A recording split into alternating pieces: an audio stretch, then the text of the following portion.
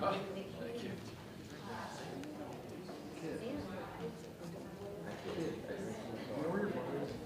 Rima, did you see Bud?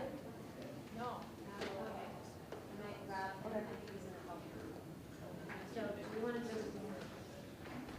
Yes. And Clark is right there at the table. Hello. Welcome. Glad you're here. So I think we can begin this portion of our morning together. And this is the time for public testimony about this bill. So we're going to hear from a lineup of wonderful people, and then I will open it up for more people to speak if you feel moved to do so. So we're going to begin with Ben Clark, who is a school board member for Harwood Union Unified School District, and a special educator at Tuttle Middle School in South Burlington. Both are fully phone-free. And I'm Robin Yunker. Sorry, I forgot to introduce myself. And I'm a mother of 3 boys, but I'm also doing this for the girls that I never had.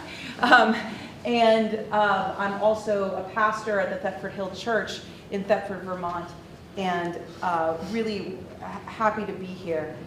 And one thing I want to say out of the gate is that when we in our movement say phone-free school, we mean bell to bell.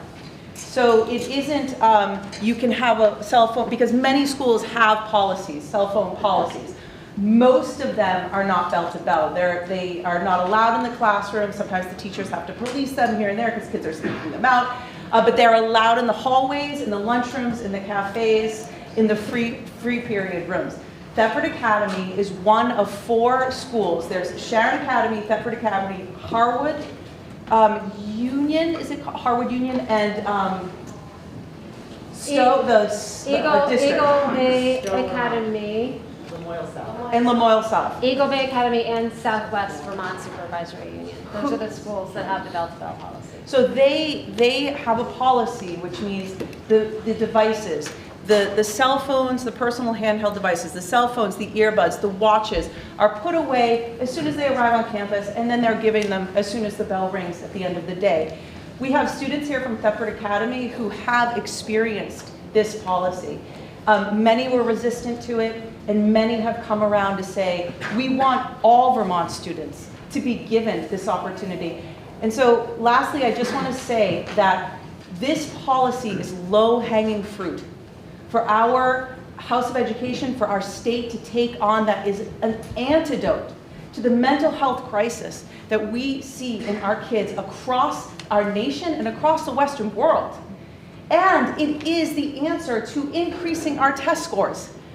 It is, and we are seeing, and the kids are reporting at Thetford Academy, an overall sense of happiness.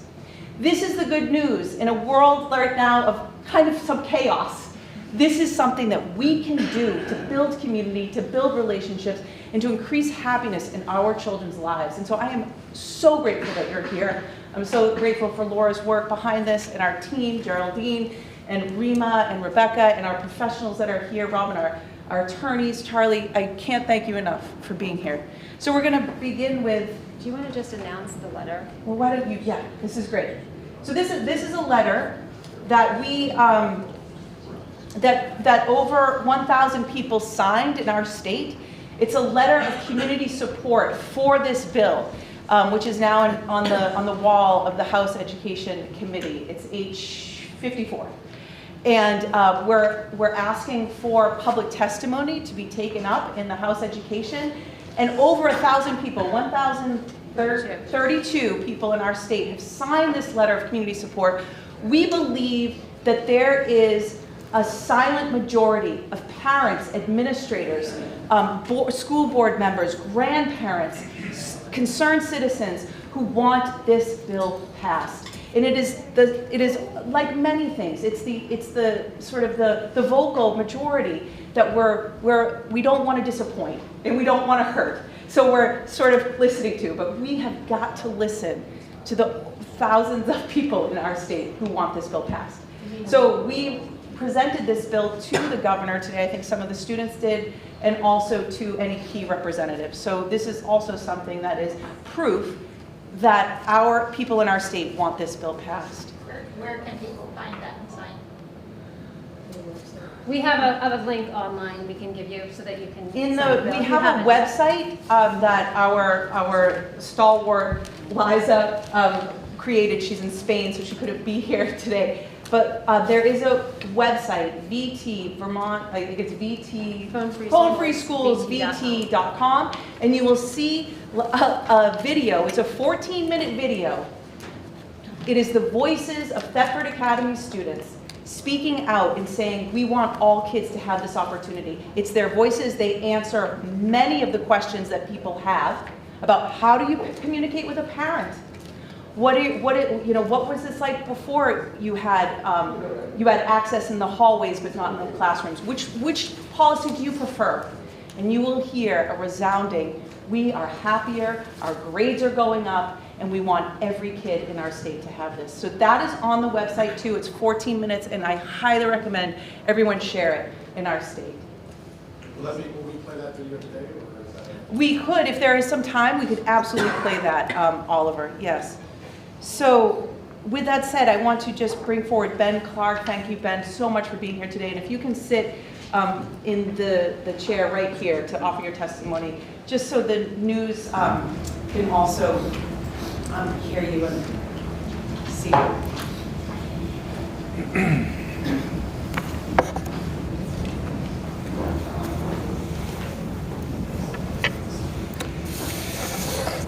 Well, first of all, thank you for allowing me the opportunity to speak today. My name again is Benjamin Clark, and I live in Moortown, Vermont. I'm here today with my son, William Clark. Before I begin, I want to just say that, Robin, I didn't realize that you were a pastor. My mother actually was a pastor in Vermont, is now retired, and actually my son's mother is a pastor. But also, it's a moral issue, isn't it? Education also runs very deep in my family. It's shaped my life and generations before me. I come before you today as a member of the Harwood Unified School District School Board, as a special education teacher in the South Burlington School District. And in both school districts, I've seen firsthand how limited funds, stretched building by building, have transformed into pathways for our students to achieve futures even brighter than those we once knew. I'm not here to talk about school funding or to scrutinize how we get there. I see every legislature here in Montpelier as a hero, each one juggling despite impossible challenges and differing viewpoints. They're finding ways to reach compromise for the good of Vermont. After all, every single one was once a student, spending way too much time on the playground, laughing too hard at lunch, and cherishing moments of triumph and trial alike. Those memories are what's binding us together. Take a moment to remember your own childhoods. Noisy hallways, bursting with laughter, bustling cafeterias where every seat was a stage for impromptu performances, afternoons on the ball fields, in the woods or on the playground, each moment alive with energy and possibility. Back then, the soundtrack of our lives was vibrant with the hum of friendship and adventure. And today, many of those lively sounds have given way to silence of personal devices and the constant buzz of notifications. A change that has, in many ways, replaced genuine connection with anxiety and distraction.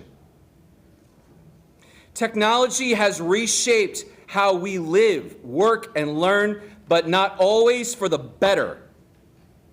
When I first arrived in Vermont in 2008, I proudly carried one of the first cell phones that doubled as a computer, the iPhone 2.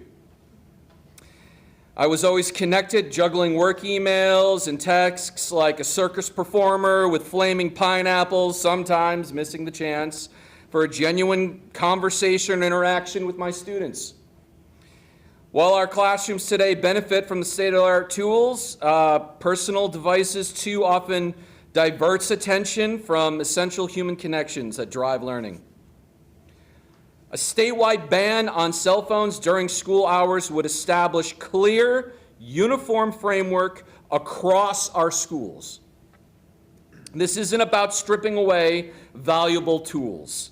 It's about restoring focus on the face-to-face interactions that form the heart of our education. Schools that have embraced a cell phone-free environment report renewed student engagement and stronger sense of community. A uniform policy relives our educators from making endless individualized decisions about device use, allowing them to concentrate on teaching, on mentoring, on inspiring our students. Now, some might worry that a statewide, some might worry that a statewide standard limits local flexibility. But right now, schools are dealing with a patchwork of policies placing extra burden on teachers, on administrators. A clear-wide state policy that that is setting up this impossible balancing act that ensures that every student has the same opportunity to learn in a distraction-free environment is the goal. I urge you, our dedicated policymakers, to support the statewide cell phone ban. Let's reclaim the vibrant energy of our school hallways and create classrooms where relationships, creativity, and focus come first. Together, we can pave the way for every child to thrive without the consent of others at the tech industry or at the cell phone companies to pull away our students to their attention to the screen. Let us not pass the buck to the local education rule makers on the front lines who already have other priorities, so many of them, like how to do more with less. Instead, let's work together to try to create an environment, an educational environment that prioritizes the well-being and future of every child in Vermont, from north to south. Let's do what's right for Vermont's students. Lead boldly instead of trying to always play catch-up. Be their hero. Thank you.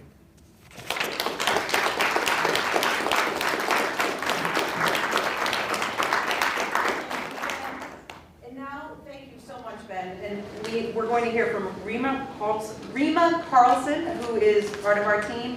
She's a parent and a family physician at Montpelier Integrative Family Medicine.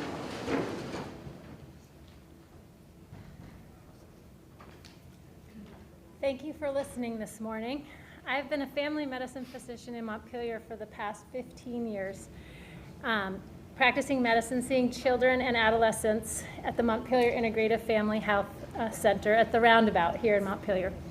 I have many patients that I've cared for since birth. It's a privilege to be part of their care and development, celebrating with parents the birth of their first child, monitoring weight gain and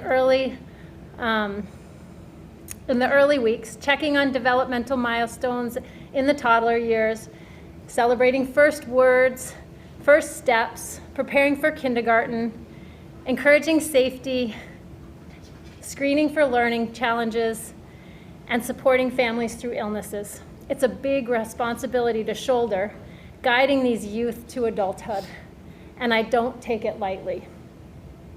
What I've witnessed in the years that I've been in practice is a gradual increase in mood and attention disorders like depression and anxiety and ADHD.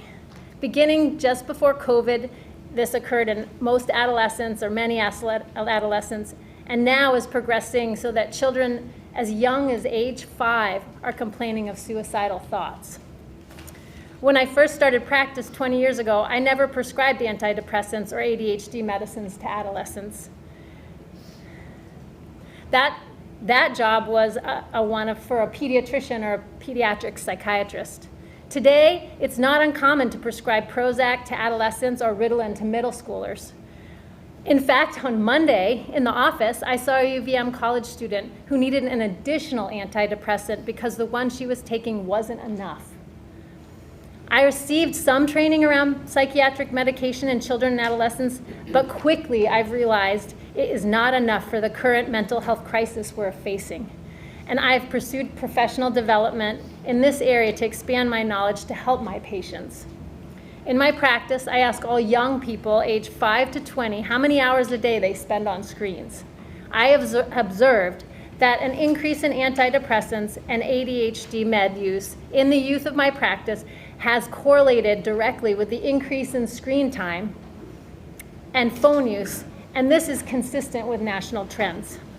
The etiology of youth mental health decline is, of course, multifactorial, but we cannot ignore my observations and the studies that have shown a correlation.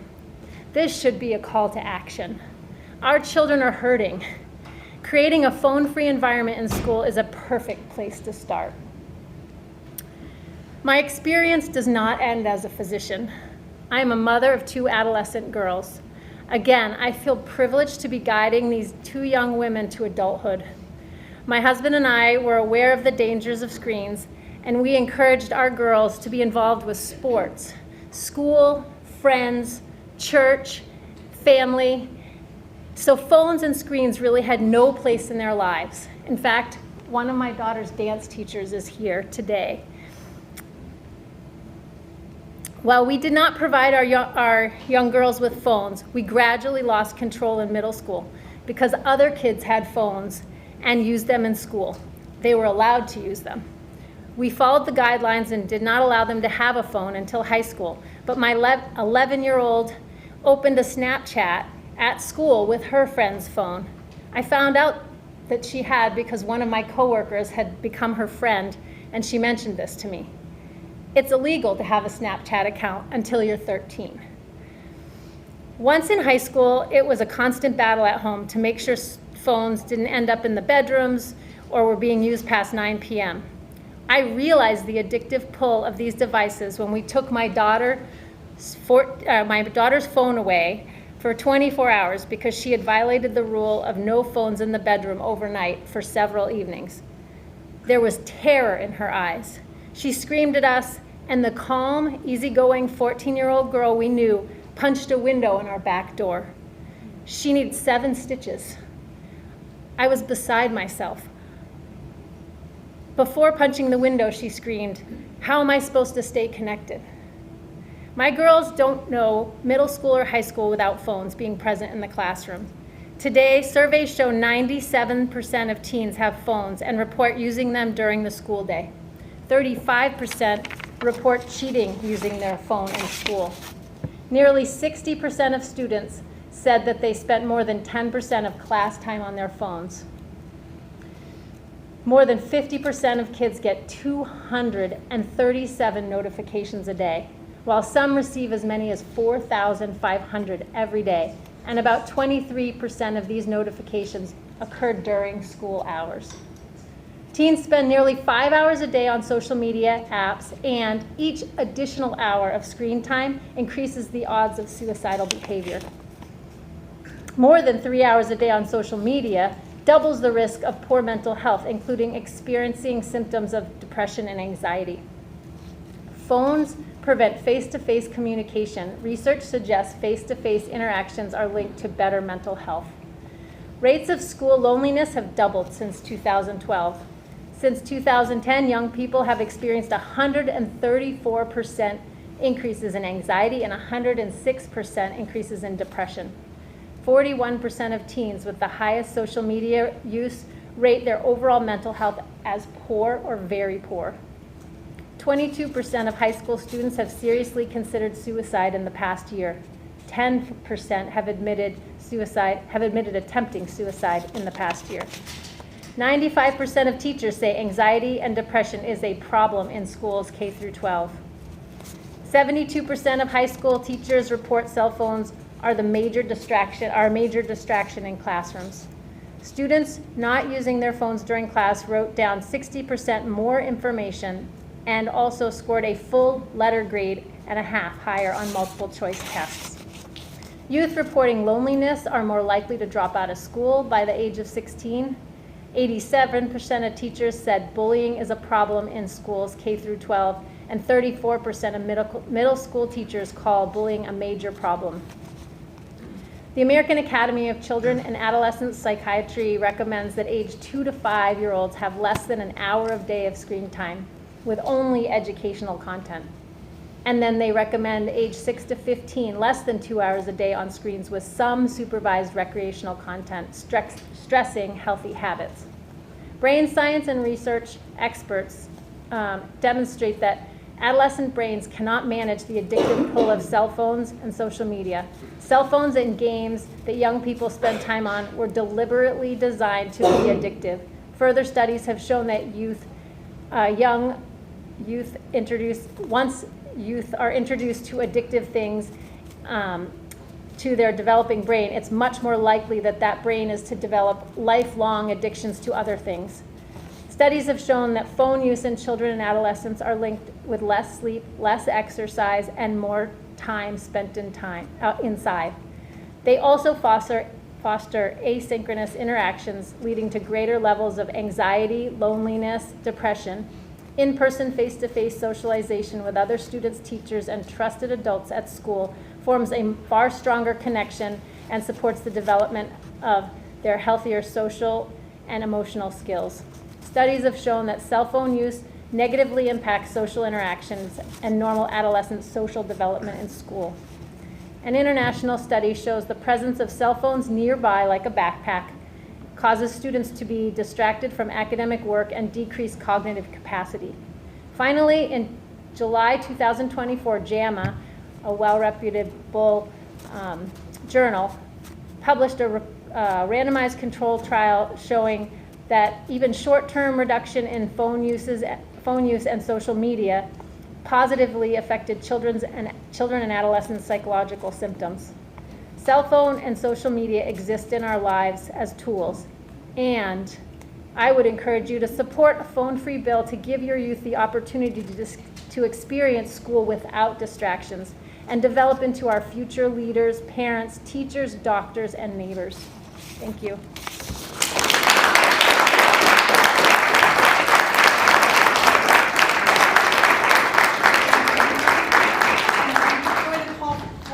Kelly Safir, is that correct, Kelly? Parents and English as a second language instructor for Lamoille South Supervisory Union. And so thank you for being here, Kelly. You're welcome. I'm not as elegantly planned as the other two. I came here as an ESL teacher, multilingual learner, so I work with all the students in our school district who don't speak English at home. And I am now, and I'm also a parent, and I am fortunate to be in a phone-free school, and so I'll talk about that a little bit as a parent. But students, when learning language, come to a classroom not knowing what is being said, how to read the room, and the first thing that a student will do will be to start discerning things that are happening around them. Oh, okay, they said that because of that. Oh, that's how they, and so with a language learner, the brain actually needs to be part of the scene. It needs to be part of the classroom and seeing what's going around. And with the phone, I've had, because prior we had phones, I saw my students frantically switching through their phone looking for, oh, how do I say that in English? How do I do that? How do I do that? And it's hard as a multilingual teacher noticing that what you need to learn is actually up here. It's not down here. And so I spent a lot of time having them put it away and teach them that what they need to do is ask themselves the right questions and discern the language. So if you have a phone, the phone does that all for you. And language learning happens when you are able to discern what is being said. And it sticks, and the cognitive load is much better for an EL student if they're able to make sense of what's happening around them without the help of a tool such as their phone or their Google. Another place that I see it for my language learners is at lunch or in social times, because it's very hard to be in a space where you're the only person who speaks the language. And so when you're sitting at lunch and everyone around you is speaking English and no one has the tool to ask you how you are or have those conversations, which is really difficult, all of my students end up in their culture. They think they're connecting to their culture through this device. But what it's really doing is allowing them to stay in this, it's giving them this one view of the world, and it's sending a signal to everyone else that I'm not able to talk, I'm not available. And language learning happens through BICS. It's called your BICS, your basic intercommunication skills. And once an EL student starts to really learn how to communicate at lunch and on the playground and in all the areas where I would rather them not on their phones. Once they start to be able to be in a space with people and not have a phone, their language starts to blossom, right? They start to use this language, and then that transfers into the classroom. They are able to ask questions. They're starting to play on the playground. And with the device, I've noticed that there's no room for that. There's no time. So it's really detrimental to an ESL student's language development and social development in schools. And some teachers might say that, but it's really, really helpful for me to help them, like I need them to translate this, or it'd be really great if they could just do that on the fly. And I, as a teacher in this profession for 20 years, I would really implore the teacher to find another tool, to step outside of their uncomfortable. It's uncomfortable to be the teacher sometimes, to have to figure out how to get something through to someone. So we, as the educator, sometimes goes right to the phone. And so it's an opportunity for the educator to step outside of that and find another tool. And when you find another tool to communicate with an EL student, then you're able to connect and make connections. And so that's, again, how ESL kids learn language, through connection. And a phone cuts that off right away. And then as a parent, my daughter got in the car. She's in 8th grade. We were wait till 8. She got in the car a couple days ago with her friends. Everybody's on vacation. And the first thing that came out of their mouths was, "Where is she? She's where? Oh, wait, I'm not there." And my daughter has been asking me for social media. And we got home last night and I was like, no. I think it's our job as educators and as a parent to help this bill pass, because kids are not ready. I know what's best, and I said to my daughter, I'm giving you your youth.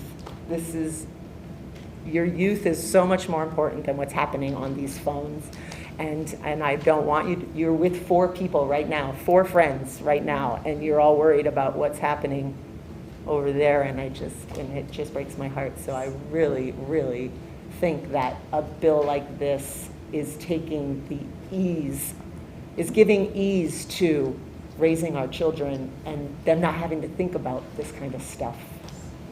Anyway. Kelly, thank you very much.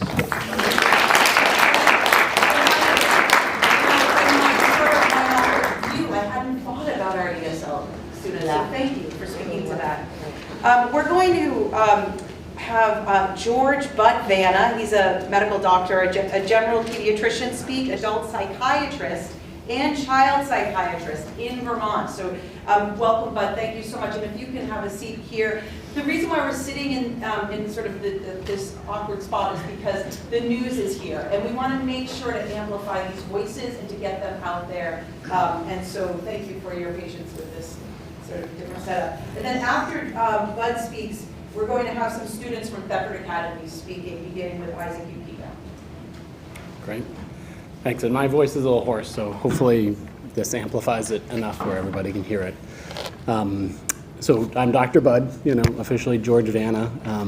I'm a general pediatrician, adult psychiatrist, child psychiatrist. I live in Jericho, Vermont. And I've been worried about kids' exposure to social media and sort of unhindered smartphone use for a while, sort of from a child protection and sort of worst case scenario, children's mental health sort of side of things. And so as, a child psychiatrist, I see children who really are suffering from depression, from suicidal ideation, from other problems that in some cases, might have been preventable.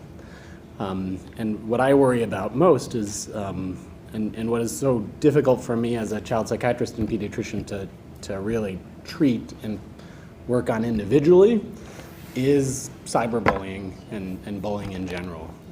And we know that the rates of cyberbullying and bullying in general have just really climbed sort of exponentially as smartphone penetration, smartphone use, social media use has increased with youth.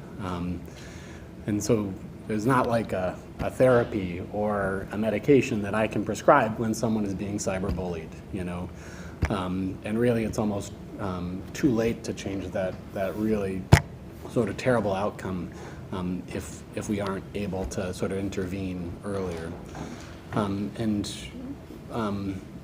What I'm optimistic about is how impressive sort of data coming out of research in Scandinavian countries and some even data I think that's coming out of Vermont for phones-free schools at how robust a prevention method it is when it comes to cyberbullying. That we really see such a dramatic decrease in cyberbullying when phones are put away, when they're not accessible, when people are not engaging in social media or other things for that sort of safe period of time, safe space at school. And that can be really challenging when, social media turns everything into sort of a 24/7 cycle for people. Having that safe space at school, I anecdotally hear from patients is so powerful and important. And I think the data is sort of really bearing that out.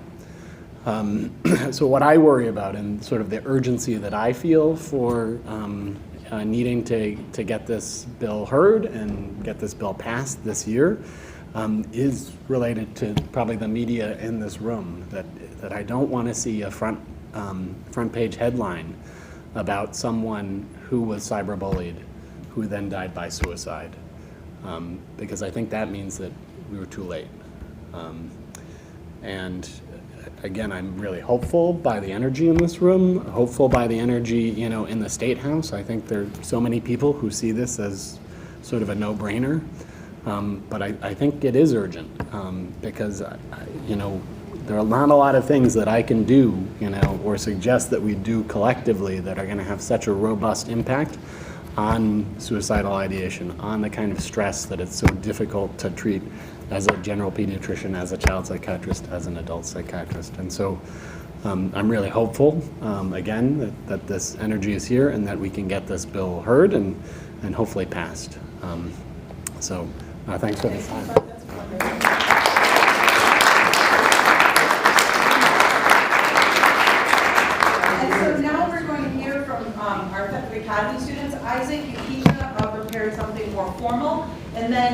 For the students who would like to speak, you can just raise your hand and take a seat and just speak, you don't have to speak as long as Isaac, because he's I instructed him to sort of answer he says in the video, which I highly recommend we share that as much as we can, the Thetford Academy video that's on the website, it's also on YouTube.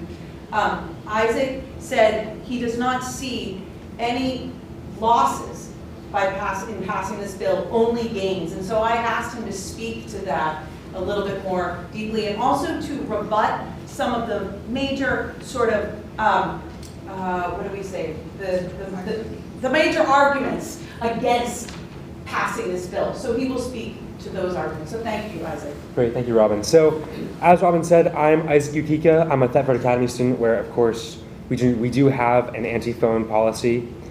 And so, and I'm going to speak to you a little bit about the arguments against the phone policy.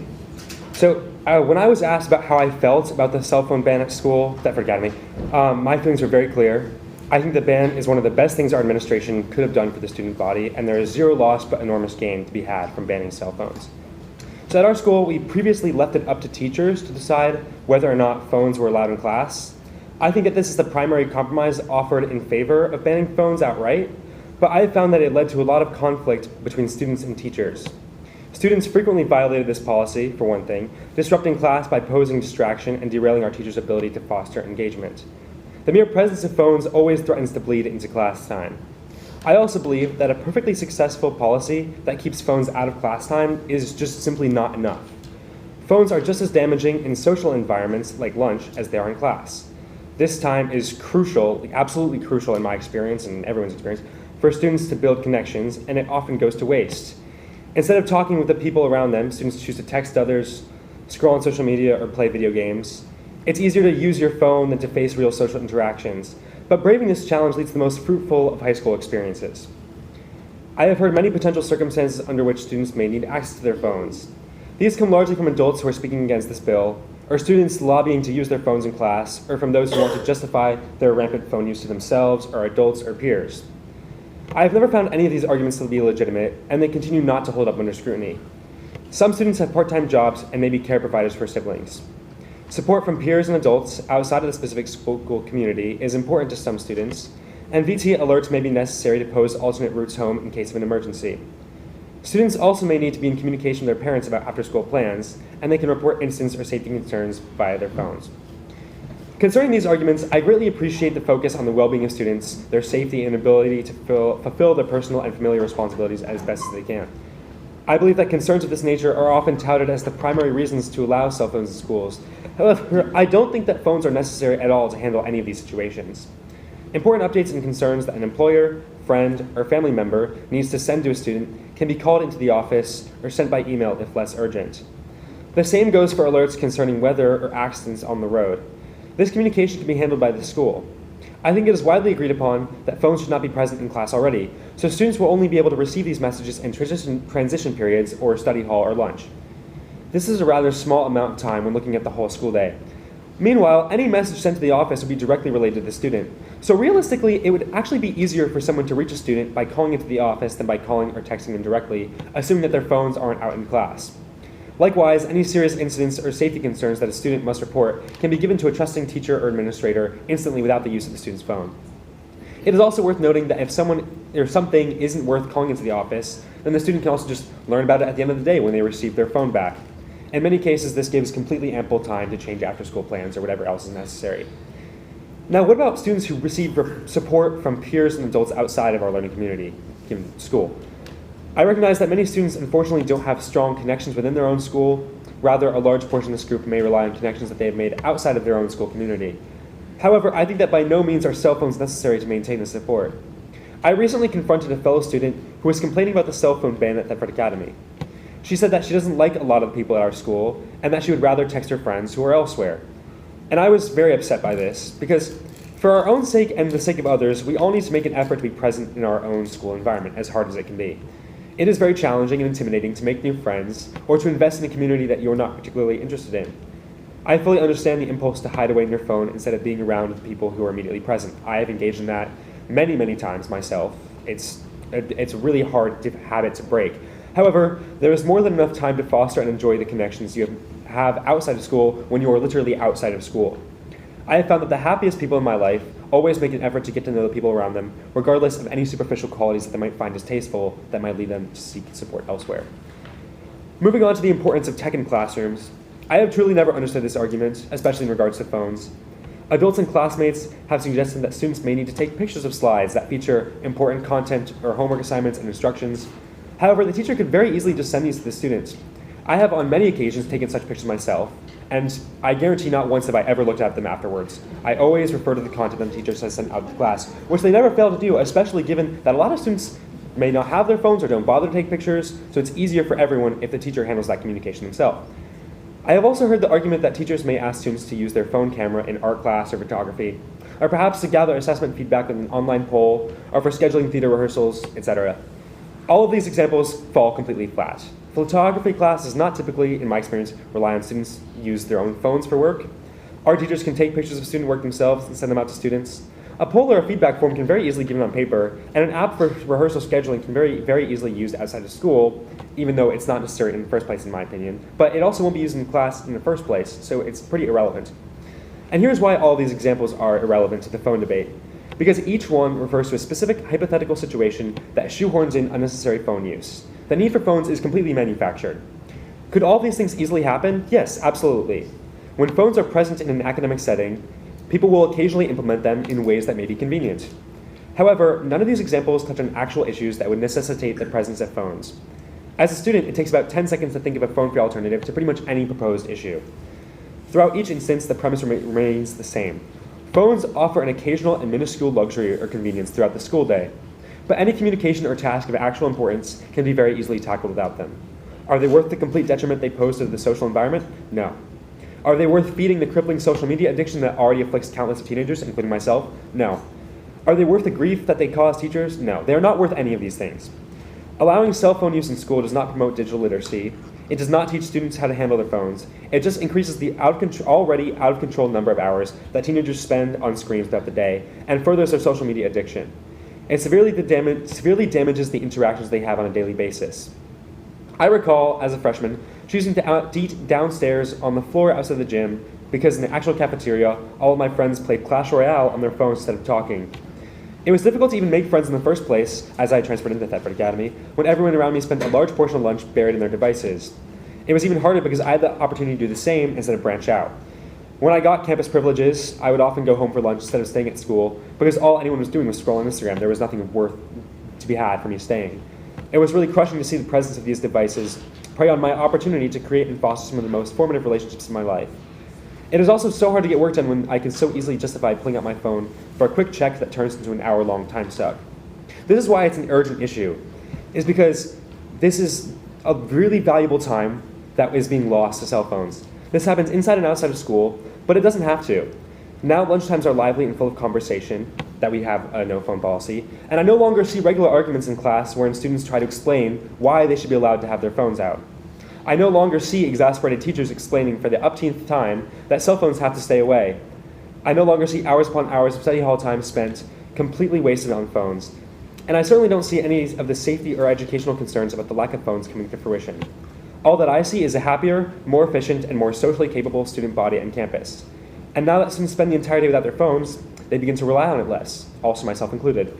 This is how we become better at managing our phone use. This is how we become more responsible social media users, and this is how we break our addictions and learn to focus on each other rather than an endless stream of garbage that is being mainlined to our brains through our cell phones. And as I said when interviewed on the subject, banning cell phones has no legitimate drawbacks. This bill is all gain, no loss.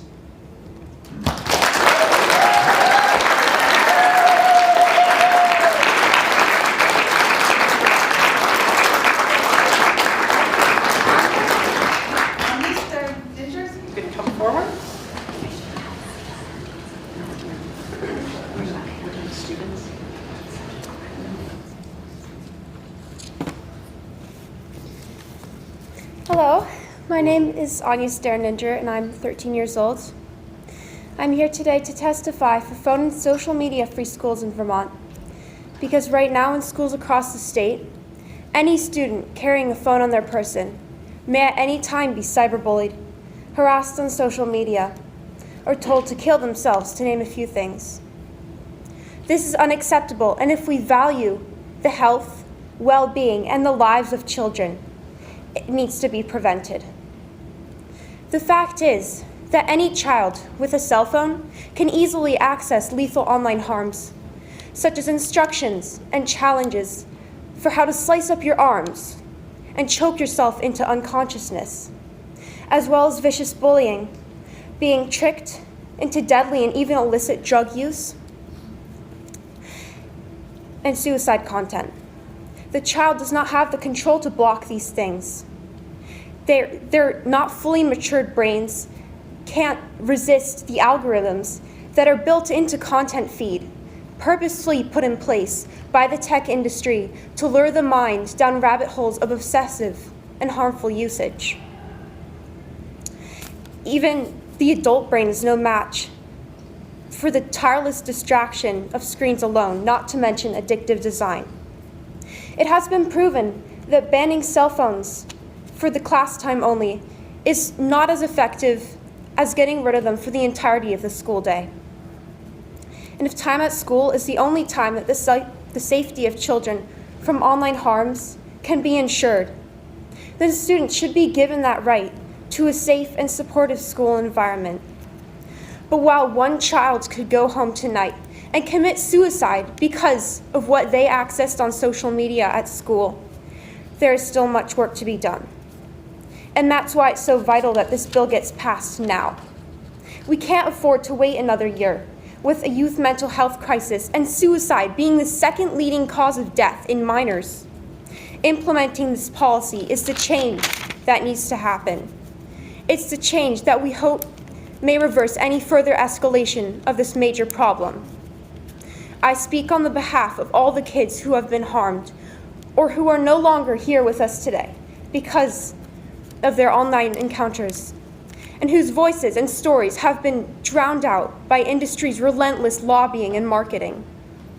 The physical and mental health and the lives of my generation depends on the passing of this bill. So please, if you care, if you feel any regret as another human being upon hearing these words, vote yes to pass H54 S21. Thank you.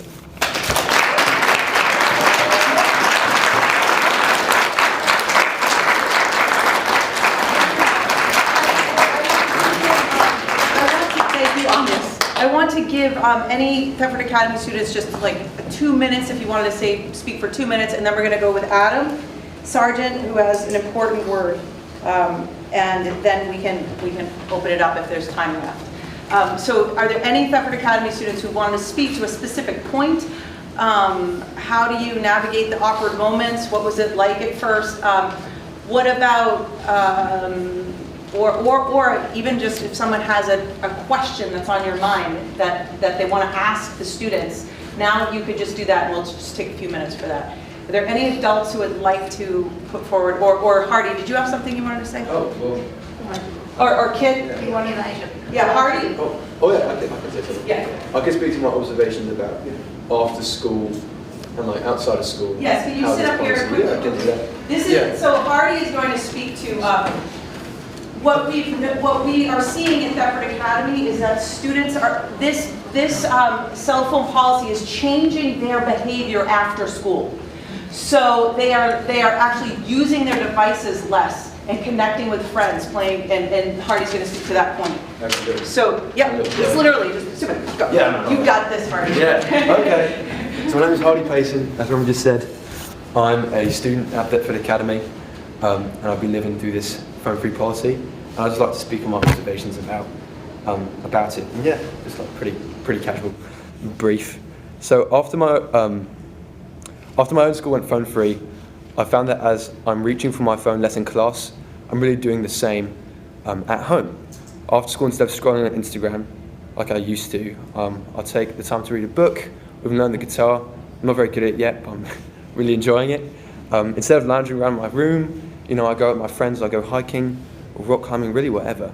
I've noticed that habits that you build up in the school day really undoubtedly are reflected onto your personal time outside and after school.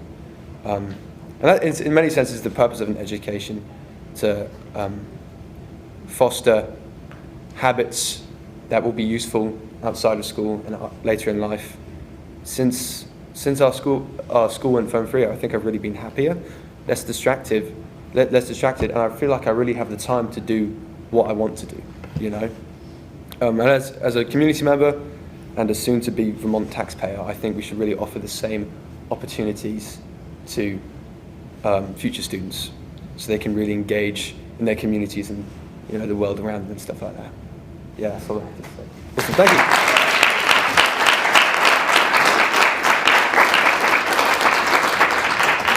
Just last call for any Thetford Academy, Well, I like feel Eliza. many of them.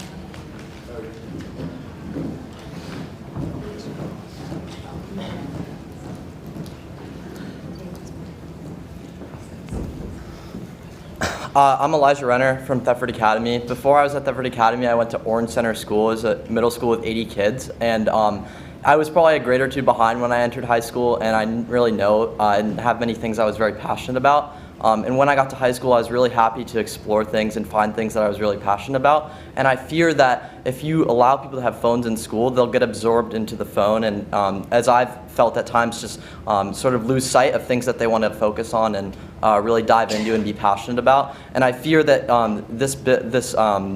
not passing this bill will actually prevent people from discovering things that they're really passionate about, and you know, that can make them much happier. I find that, you know, when I'm doing things that I actually enjoy and things that I want to see happen, and, you know, working on a project or trying to get something done, it's just really motivating, and it just makes me happy and makes me want to get up in the morning. And I think a lot of kids don't really feel that way right now. Some kids, definitely in my school, probably, like, you know, not they kind of don't have a vision of what they want to do. They kind of feel lost. I think that's many kids all across the country, and I think by, you know, taking away that distraction in school, you can have kids really discover things that they like and talk about those things with other people. And yeah, this bill is definitely low-hanging fruit, so I'd encourage you to pass it for people like me, so, you know, people can discover things that they like, and that's really powerful. So yeah, thank you.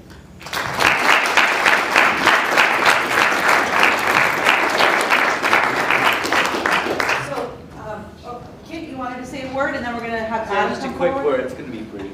Very brief, yep. Okay. Hello, I am Kit Payson, and I go to Thetford Academy. I don't have a phone at Thetford Academy, so I've lived my entire life, you know, without, you know, social media and interacting through online stuff. So it's weird to see people like get used to what I've just lived with my entire life, and now I feel more connected to people now that people are less engulfed in their phones, and I feel like I can have a conversation without needing the phone as like a social lubricant. You know what I mean? Yes. So that is all I had to say. Thank you. Thank you.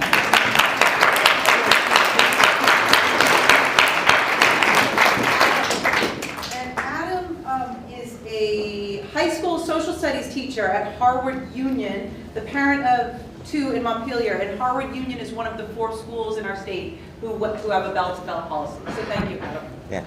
So I've been teaching for 21 years, and I've got to say that this change for Harwood to go cell phone free this year is the most impactful decision I've seen in my teaching career. The classroom environment, just a few observations, is so much better. We're just more connected. I haven't seen a single phone in my classroom this whole year, which is incredible. And I did hear a notification go off once. But the thing that's really, for me as a teacher, I try to create the highest quality environment for my students, and I feel like phones were just interfering with that environment. And I found myself this fall like enjoying teaching more. I think it's because I'm instead of being the cell phone police, I'm like more present, and I'm just able to just attend to like delivering the best quality lesson that I can. Outside of the classroom, when I walk around the school, in the hallway, students' heads are up saying hi. In previous years, I had students looking at their phones doing kind of the zombie walk. And there were so many missed opportunities to have conversations with students. Just last week, before vacation, I was standing in the lunch line getting my lunch, and I was talking to a student who I know struggled with anxiety, and we had a nice conversation. And I just wonder how that would have gone if she had had access to her phone. She might have been on her phone the whole time. Other colleagues have said that if we were to go to having cell phones again, like have a different policy, that they think they might not continue teaching. And I think I feel the same too, that I don't think I could go back. Lastly, there's a senior cafe in our school where the seniors are allowed during uptime to go and hang out. And I've witnessed a lot of cool things happening. And every time I go by, I always am looking to see what they're up to. I've heard students read their written work out loud to each other. I've seen students playing board games and working on puzzles. I've heard them having debates. It's in previous years I saw a lot of screen behavior, a lot of cell phone staring at the cell phones and not interacting with each other. So I just feel like we are as a community more connected, and I think all Vermont students deserve that opportunity, because school is a special environment that you only have for a certain amount of years, and it's really important to have that be the best, highest quality environment that it can be for all Vermont students. Thank you.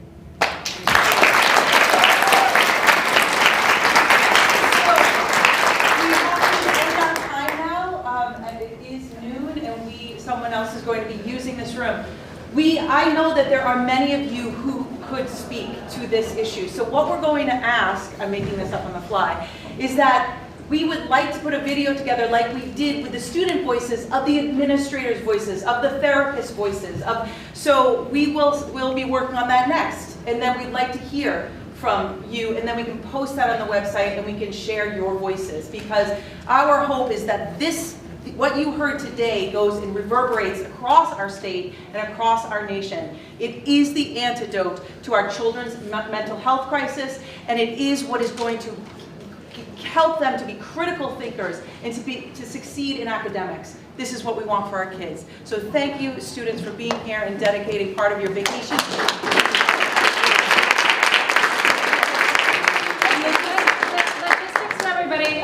You can have a lunch hour now, try and meet and greet your senators and reps in the cafeteria.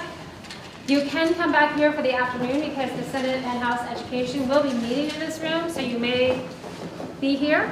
And then, as we said, if you're sticking around till 3, Representative Arsenault said that on the House floor we could all go to that main room, and she will announce us in that venue. We'll proudly introduce you. Yes. Yes. And if you talk to your representatives or senators, please ask them to take it up now, not next year.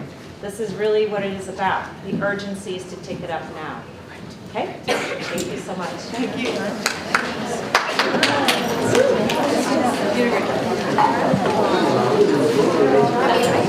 I really like the video. What's up? It just doesn't even look like the Maryland flag when you knew what I was referring to. Because there's been literally like 85 people. Yo, you got the Maryland flag, bro? You bro? Do you all of them? I want to go to Buddy's. Good. I want to go to one. Buddy's Burgers. What's that?